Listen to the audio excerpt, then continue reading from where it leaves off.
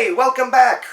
We are here with Eating Miss Campbell, there we go, which is the sequel to My Bloody Banjo. And this one is number 81. Ooh. Out of 2,500, so they made more of these. Couple of things before we begin, just like the week before. This time, Vito Trigo, we've established, friends with Vito, friends with Liam. Justin A. Martell, producer of The Last Drive-In with Joe Bob Briggs. Friends with him too, he runs Ship to Shore Media. I do not know Matthew Gregg, but if that name does sound familiar, Matthew Gregg runs Botchamania. He is known as Matthew.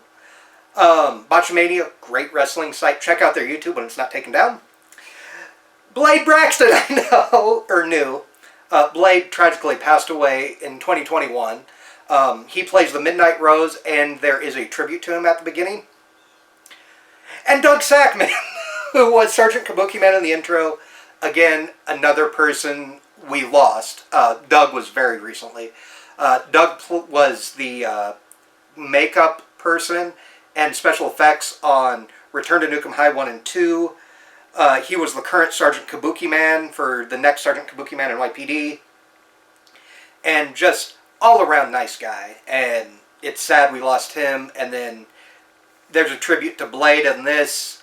And seeing Doug, it was kind of hard for me not to cry, honestly.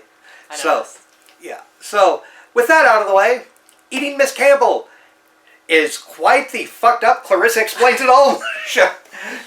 It's the best way to describe it, a live-action cartoon mixed with Clarissa Explains It All, mixed with cannibalism. Yes. Yeah, that's all I'm going to tell you, because you guys need to see great. this. It was Yeah. great.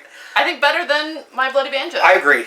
Definitely. I liked it more than My Bloody Banjo, and this confirmed something in the first one, which was Vito, I thought looked familiar, and with the beard in this one and the way his hair was, it especially signaled it. Sawyer is based on the Robert De Niro character in Angel Heart.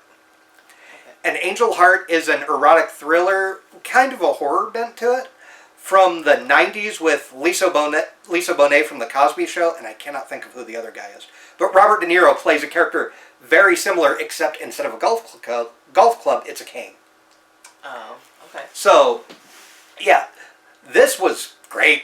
Yeah. Like, the jokes worked. Again, it looked like another high-budget trauma film. The thing high quality. Sure. The thing I did not realize was that My Bloody Banjo, the first one, is a remake of, I'm assuming, a short. Oh.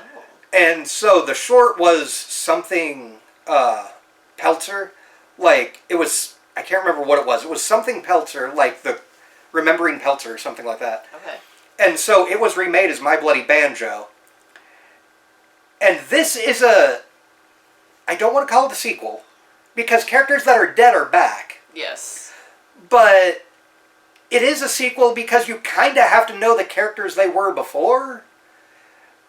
A little bit, A little bit, Yeah. to understand the character motivations in this one. You can probably get away with it. Yeah, you could. But it's more fun to know Right. previous characters. And again, Vito is my friend, but shout out to Vito's acting for calling Clyde his #1 guy, just like Jack Nicholson and the Joker did, and I thought it was hysterical. Justin Martell was amazing in this as Tuck. It was Tuck I can't remember what it was. Like Tuck Everdick or something like that. Hysterical. The character we both really liked was Miss Campbell. Yes. Now, to drop something on you that will shock you, is Australian. Lived in London, and she went back to Australia, so she did an amazing American accent. Yeah, definitely. And the secretary was hysterical. They're both so bubbly. They're so bubbly, yeah. And it is more a live-action cartoon, but it is more, as weird as it is to say, this one had more gore than My Bloody Banjo, because My Bloody Banjo really only had that one scene, otherwise people got shot. Right.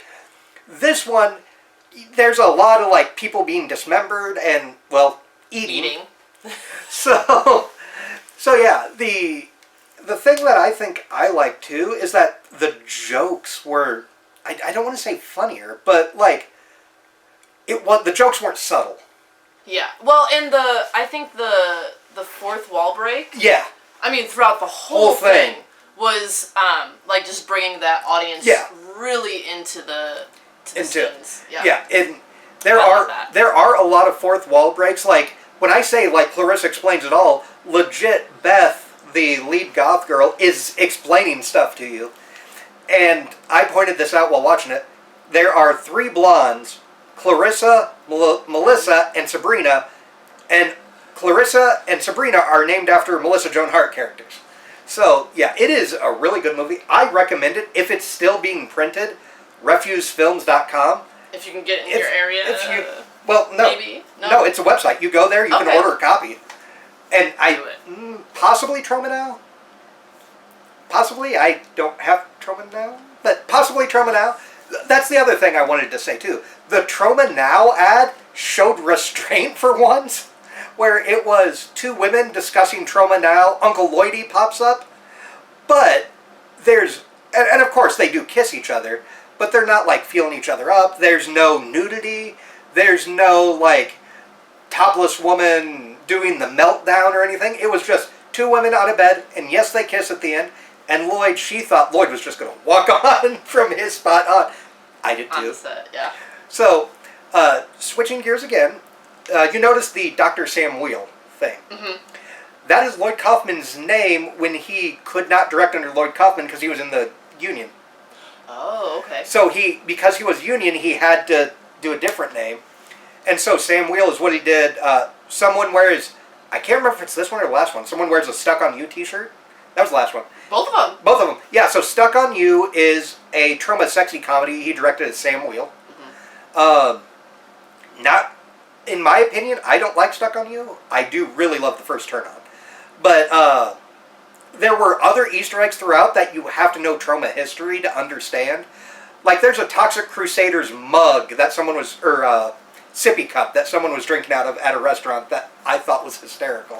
Well, and you showed me the dummy in the background. The Katie Vick. So, for those that don't know, Katie Vick is a notorious wrestling angle from the 2000s.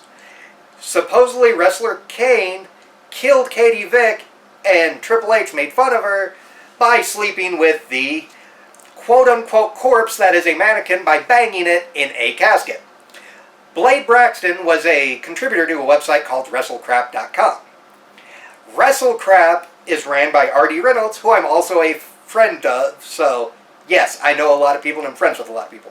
But R.D. and Blade put their money together when Katie Vick came available on WWE.com and they bought it. So they combined their money, they bought it, and it is now in this Troma film. I thought it was great. It was.